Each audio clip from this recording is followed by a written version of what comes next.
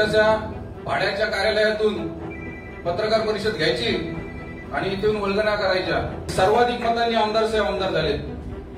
Accidentally तर उपाध्यक्ष तुम्ही झालात, तर तुम्ही ऍक्सिडेंटली स्वतः त्या ठिकाणी नगरसेवक झालात। आपण स्वीकृत नगरसेवक आहात याची आपण जाणीव ठेवली पाहिजे। ऑफिस भाड्याचं असो किंवा विकतचं असो, त्याची कुठेही काही आवश्यकता नसते, पण त्या ठिकाणी तुमच्या ऑफिसमध्ये येणाऱ्या प्रत्येक गरीबाला, माझ्या मायबाप जनतेला कशा पद्धतीने तुम्ही न्याय देता, त्यांचे प्रश्न कशा पद्धतीने मार्गी लावता, याला महत्व दिलं जातं। आपण आपल्या ऑफिसचा जरा विचार करा। आपल्या ऑफिसचा व्यवहार आपण कशा पद्धतीने पूर्ण केलेला आहे किंबहुना केलेला नाही याची आपण थोडी जरा खातरजमा करून घ्यावी। दुसऱ्याबद्दल बोलताना आपण जरा स्वतःबद्दल देखील विचार करणे गरजेचं आहे। स्वीकृत नगरसेवक असताना आपण पूर्ण शहरामध्ये स्वतःच्या विकास कामांच्या संकल्पना आपण जर तिथे दाखवत असाल, तर बाकीचे 18 नगरसेवक हे काहीच काम करत नाहीत का, असं आपल्याला म्हणायचं आहे का? या सर्व प्रत्येक नगरसेवकांनी या ठिकाणी चांगल्या पद्धतीने नगरपालिकेमध्ये काम करण्याचा प्रयत्न केला असताना देखील आपण असे भासवत आहात की कर्जत शहराचा जो काही सर्वांगीण विकास आहे तो आपल्याच माध्यमातून होत आहे। संकेत भासे म्हणतात का सुधाकर भाऊ हे ऍक्सिडेंटली उपजिल्हाध्यक्ष झाले, तर त्यांचं हे विधान साफ चुकीचं आहे।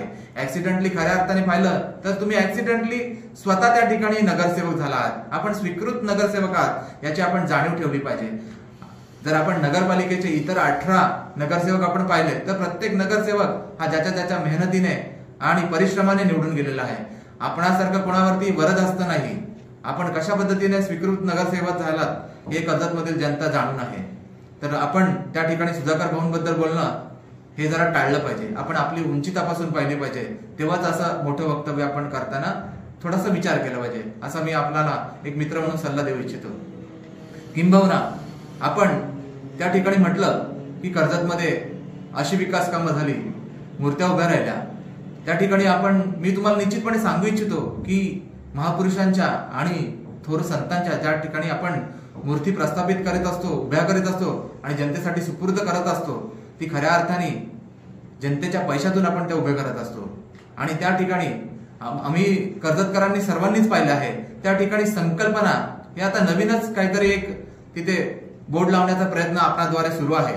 याची आपण जरा थोडी दखल घेतली पाहिजे। हे कितपत योग्य आहे याची आपण तपासणी केली पाहिजे। तर आपण त्या ठिकाणी देवली मधलं आपण संभाजी महाराजांचं स्मारक पाहिलं, तर त्या ठिकाणी संभाजी महाराज स्मारक झालं पाहिजे अशी मागील 15 वर्षांपासून देवलीकरांचा त्या ठिकाणी प्रयत्न चालू होते आणि त्या ठिकाणी शिवशंभू प्रेमींनी कित्येकदा यासाठी संघर्ष केलेला आहे। याचं मूर्तिमंत उदाहरण म्हणून आमचे राजेश दादा लाड आहेत। मी पाहिलं आहे त्यांनी त्या ठिकाणी संभाजी महाराजांचं स्मारक उभं राहावं यासाठी आतोनात प्रयत्न केला आहे आणि दैवलीकरांचं खऱ्या अर्थाने संकल्पना ती आहे असं म्हटलं तर वावगं ठरणार नाही। आणि आज आपण आपल्या नावाची त्या ठिकाणी पाटी लावून त्या ठिकाणी जे काही श्रेय घेऊ इच्छिता हे निंदनीय आहे। तर आपण त्यासाठी आपण थोडंसं आत्मचिंतन करणं गरजेचं आहे। आपण म्हटलात की सुधाकर भाऊंचं ऑफिस भाड्याचं आहे, जरी आपण म्हटला सुधाकर भाऊंचं ऑफिस भाड्याचं आहे, पण त्या ठिकाणी खऱ्या अर्थाने लोकांना न्याय देण्याचं काम केलं जातं, लोकांचे प्रश्न सोडवले जातात। ऑफिस भाड्याचं असो किंवा विकतचं असो, त्याची कुठेही काही आवश्यकता नसते, पण त्या ठिकाणी तुमच्या ऑफिसमध्ये येणाऱ्या प्रत्येक गरीबाला, माझ्या मायबाप जनतेला कशा पद्धतीने तुम्ही न्याय देता, त्यांचे प्रश्न कशा पद्धतीने मार्गी लावता, याला महत्व दिलं जातं आणि जनतेची अपेक्षा देखील तीच असते। तर सुधाकर भाऊंनी निश्चितपणे या छोट्या ऑफिसमध्ये अनेक जनतेचे मायबाप माऊलींचे प्रश्न सोडवले आहेत आणि त्यांना योग्य तो न्याय मिळवून देण्याचा प्रयत्न केलेला आहे। त्यामुळे जर आपण या ऑफिसबद्दल बोलत असाल तर ते चुकीचं आहे। आपण आपल्या ऑफिसचा जरा विचार करा। आपल्या ऑफिसचा व्यवहार आपण कशा पद्धतीने पूर्ण केलेला आहे किंबहुना केलेला नाही याची आपण थोडी जरा खातरजमा करून घ्यावी। दुसऱ्याबद्दल बोलताना आपण जरा स्वतःबद्दल देखील विचार करणे गरजेचं आहे। आपण त्या ठिकाणी स्वीकृत नगरसेवक असताना आपण पूर्ण शहरामध्ये स्वतःच्या विकास कामांच्या संकल्पना आपण जर तिथे दाखवत असाल, तर बाकीचे 18 नगरसेवक हे काहीच काम करत नाहीत का, असं आपल्याला म्हणायचं आहे का? या सर्व प्रत्येक नगरसेवकांनी या ठिकाणी चांगल्या पद्धतीने नगरपालिकेमध्ये काम करण्याचा प्रयत्न केला असताना देखील आपण असे भासवत आहात की कर्जत शहराचा जो काही सर्वांगीण विकास आहे तो आपल्याच माध्यमातून होत आहे, तर कुठेतरी आपण जनतेला चुकीचं पसरवत आहात असं मला वाटतं।